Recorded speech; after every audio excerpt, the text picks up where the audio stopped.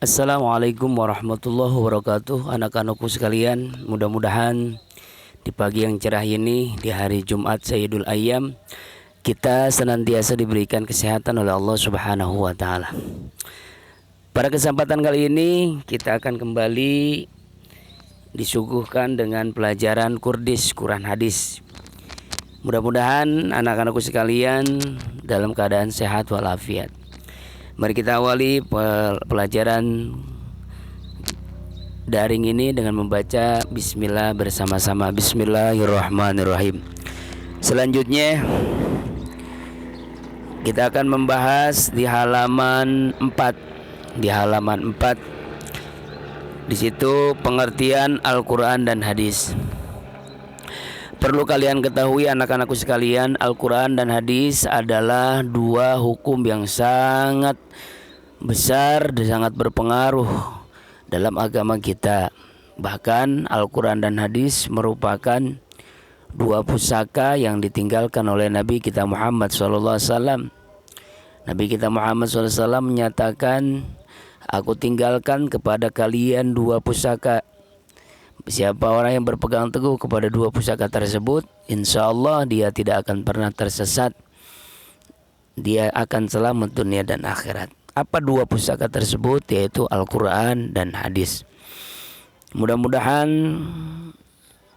amanah, nasihat, wasiat dari Nabi kita Muhammad SAW, kita sebagai para pelajar bisa memahami, mempelajari, bahkan mengamalkan dalam kehidupan kita sehari-hari, sehingga kita menjadi siswa-siswi yang membiasakan Al-Quran dalam kehidupan sehari-hari. Lebih-lebih bisa menularkan kepada adik kita, saudara kita, teman-teman kita, sehingga mereka paham dan mengerti apa itu fungsi Al-Quran, apa itu pengertian Al-Quran.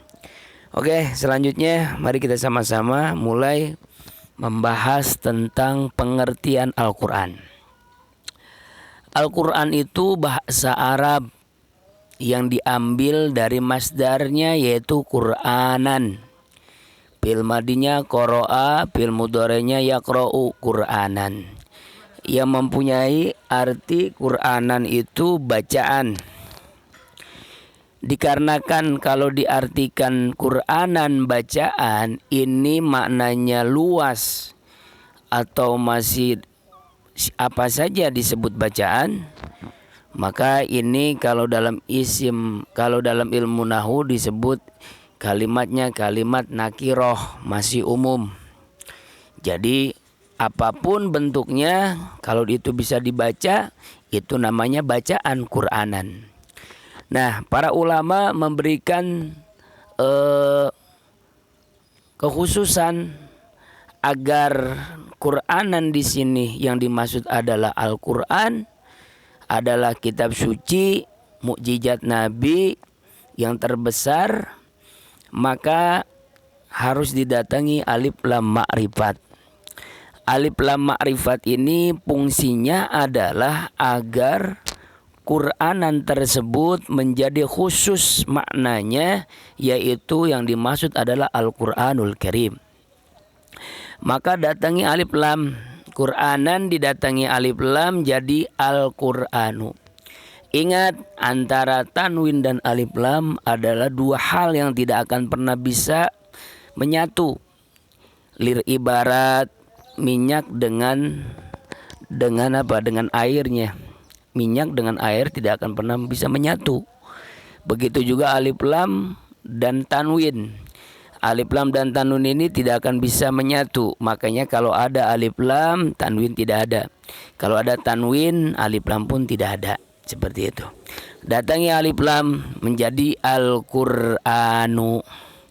Nah, kalau sudah menjadi Al-Qur'an ini maknanya sudah jelas dan khusus, yang dimaksud adalah bacaan Al-Quran, kitab Allah yang diturunkan kepada Nabi kita Muhammad SAW. Anak-anakku sekalian, itu pengertian secara singkat tentang Al-Quran yang kita bahas di Kurdis kelas 7. Selanjutnya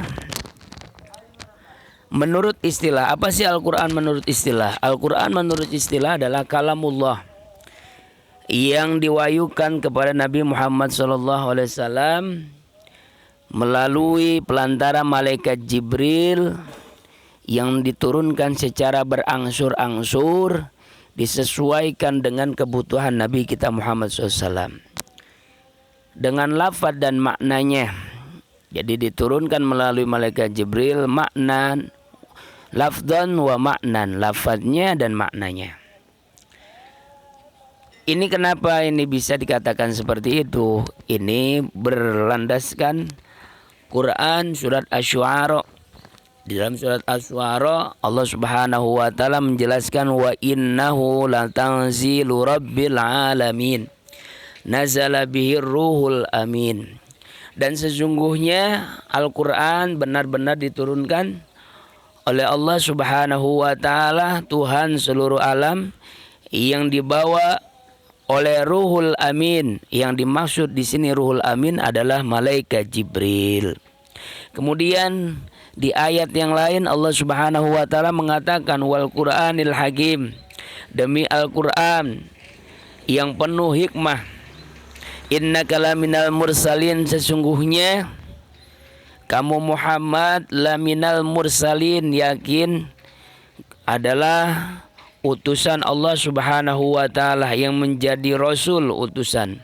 Ala suratim mustaqim, dan para rasul mempunyai jalan yang lurus, jalan yang diridhoi oleh Allah. Tanzilal azizir rahim. Allah Subhanahu wa taala Maha Perkasa, Maha Penyayang, telah menurunkan sebuah kitab, sebuah petunjuk, sebuah pedoman bagi umat manusia agar umat manusia dalam kehidupan ini sesuai dengan tuntunan yang dibawa oleh Nabi Muhammad SAW, yaitu mukjizatnya, yaitu Al-Quranul Karim. Oleh karena itu penting bagi kita umat Islam agar mampu dan bisa memahami Al-Quran. Ya, lebih-lebih bukan hanya tahu secara kalimat saja, bukan hanya hafal secara tulisan saja, namun sedikit demi sedikit kita mengamalkan, mengaplikasikan dalam kehidupan kita sehari-hari. Tapi Bapak berharap untuk anak-anakku kelas 7 agar kalian mahir dalam membaca Al-Quran. Terlebih itu aja dulu. Kita bisa dan mampu membunyikan Al-Quran, menyuarakan Al-Quran, mengumandangkan Al-Quran. Kalau sudah mampu, sudah bisa sesuai dengan ilmu tajwid, barulah kita mulai memahami makna demi makna yang terkandung dalam Al-Quran. Agar apa? Agar kita senantiasa berada dalam situasi dan kondisi sesuai dengan Al-Quranul Karim, tidak keluar dari jalur yang telah difirmankan oleh Allah Subhanahu wa taala. Mungkin tentu saja barangkali yang Bapak bisa sampaikan. Jadi kesempatan kali ini kita pengertiannya Al-Quran, ya, pengertian Al-Quran dan makna menurut istilah itu Al-Quran itu seperti apa. Mudah-mudahan ada manfaatnya dan mudah-mudahan kita senantiasa dilindungi oleh Allah Subhanahu wa taala. Terima kasih. Wallahu muwaffiq ila aqwamit thoriq. Assalamualaikum warahmatullahi wabarakatuh.